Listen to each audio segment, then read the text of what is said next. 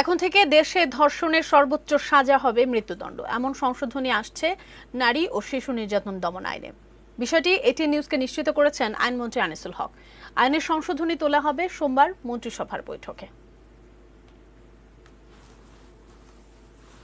ধর্ষণের এমন সংবাদে ক্ষুব্ধ এ বাংলা, সাফ কথা, চাই সর্বোচ্চ সাজা। ধর্ষকদের মৃত্যুদণ্ডের দাবিতে শহরের অলিতে গলিতে স্লোগান। ভয়ঙ্কর কাপুরুষোচিত কিন্তু বর্বর এমন অপরাধীদের উপরে এতদিনের চাপা ক্ষোভ এবার রাস্তায়।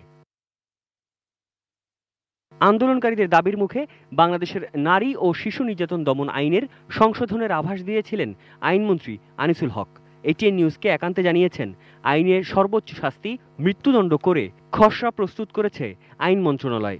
আমি গতকালকে বলেছি যে আমরা বিবেচনা করেছি এবং আমরা আইন পরিবর্তনের সিদ্ধান্তও নিয়েছি। জননেত্রী শেখ হাসিনার নির্দেশে আমরা সেই সিদ্ধান্তে সেই পরিবর্তনের পদক্ষেপ নিচ্ছি।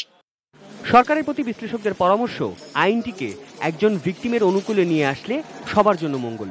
তাছাড়া মামলার দীর্ঘসূত্রিতা, সামাজিক আর প্রভাবশালীদের চাপে একজন ভিকটিম সরে আসেন আইনি লড়াই থেকে।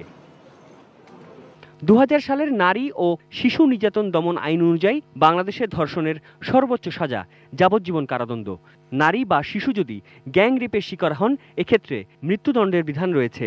অন্যদিকে সৌদি আরব, সংযুক্ত আরব আমিরাত, মিশর, ইরান, আফগানিস্তান, উত্তর কোরিয়া সহ বিশ্বের বেশ কয়েকটি দেশে যে কোনো বয়সের নারী ধর্ষণের সর্বোচ্চ সাজা মৃত্যুদণ্ড। পাশের দেশ ভারতে 12 বছর বয়সী কম শিশুদের ধর্ষণের শাস্তি মৃত্যুদণ্ড।